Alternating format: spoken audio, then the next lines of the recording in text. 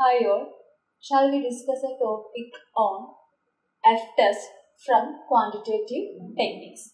The term F-test means the test based on the test statistic which follow F distribution is called F-test. The main assumption regarding the F-test are: the first one is samples are drawn at random, and second one is samples are drawn from normal population, and finally the population standard deviation are treated as equal but unknown. Okay, these three assumptions are mainly follow or mainly consider in the case of F-test.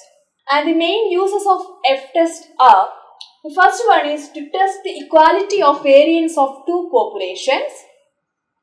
Second one is to test the equality of means of three or more populations, which is also known as analysis of variance or ANOVA. So, F-test is commonly used for testing the equality of two or more populations, or testing the equality of variance of two or more populations. Okay. That means the F-test is mainly used for testing the equality of two or more populations, or testing the equality of variance of two or more populations. So, it is mainly considered for testing equality. Okay. Shall we discuss a problem regarding this topic?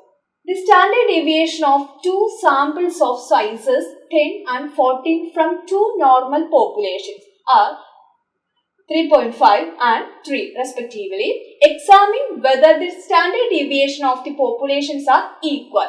Consider this question. Here, in this question, the two sample details are also given. Sample sizes, that means 10 and 14. So, N1 is equal to 10 and N2 is equal to 40. Sample sizes is mainly known as N1 and N2. So, N1 is 10 and N2 is 14 here. And also given the standard deviation of the samples. That means the sample standard deviation is called S, or is known as small letter S. So, here the first sample standard deviation is 3.5. So, S1 is 3.5 and second sample standard deviation is 3. That means S2 is 3. So, we want to test the equality of standard deviation of two populations. To test the equality of population standard deviation, we must follow 6 steps. The first step is to state the hypothesis, that is H0 and H1, null hypothesis and alternative hypothesis. H0 means null hypothesis, H1 means alternative hypothesis. Here we set the null hypothesis as variance of the two populations are equal. Then H1 is the negative alternative. So here we state that variance of the two populations are not equal. That means the two population standard deviations or the two populations variance are not equal. That means they are entirely different. And the second step is we state the type of test. Here we apply F-test because this question is follow F distribution and also follow the assumptions regarding the F-test. So, here we can apply F-test for this problem. And third one is level of significance. Level of significance is 0.05. If anything is mentioned regarding the level of significance in this question, we can apply that amount. But in this question, nothing is mentioned about the level of significance. So, we can consider 0.05 as the level of significance or alpha. Okay, if anything is mentioned, if nothing is mentioned regarding the level of significance, always we consider the alpha as 0.05. And next one is degree of freedom. Here, the degree of freedom can be computed with the help of this equation. N1 minus 1, N2 minus 1. N1 means a first sample size, N2 means a second sample size. So the first sample size is 10. 10 minus 1, that is 9. Second sample size is 14. So 14 minus 1, that is 13. So degree of freedom is 9 and 30. And the fourth step is calculate the test statistics. That means calculate the F ratio.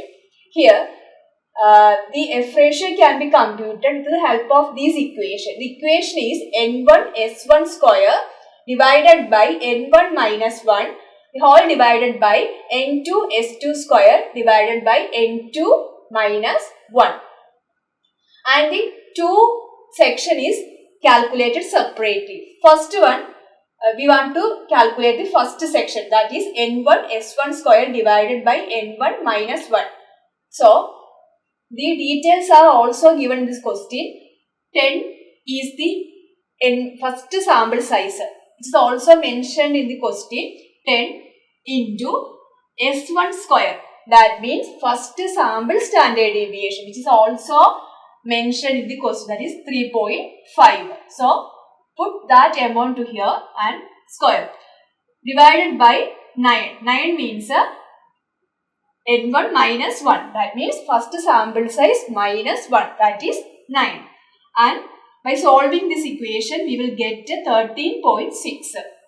And move on to the second section. That is n2 s2 square divided by n2 minus 1. N2 means second sample size, that is 14 into S2 means second sample standard deviation, which is also mentioned in the question, that is 3. So, put that value here and square divided by N2 minus 1, that is 14 minus 1, 30 is equal to 9.7. By solving this equation, we will get 9.7 and therefore, F ratio equal to 13.6 divided by 9.7, because here we calculate these two sections are separate and we will get the first section answer is 13.6 and the second section answer is 9.7. And we will put these two sections to the main equation. We must consider the biggest value as the numerator and the smallest value as the denominator. Here, the first section is the biggest value. So, put that amount to the numerator and the second section is lowest value. So, consider this amount as the denominator and we will get the F ratio as 1.4. Then, degree of freedom is 9 and 13. So, the next step is to calculate or find out the table value on the base of the alpha and degree of freedom. So, we will get the table value as 2.71 and the calculated value is 1.4. Table value 2.71. So, the calculated value is less than the table value. That means, we can accept the null hypothesis, which means the two populations variance are equal, because always we accept the null hypothesis if the calculated value is less than the table value. So, in this situation, the calculated value is less than the table value, so we consider or we accept the null hypothesis. If the calculated value is greater than the table value, we reject the null hypothesis and we accept the another hypothesis, that means alternative hypothesis. Okay. Thank you.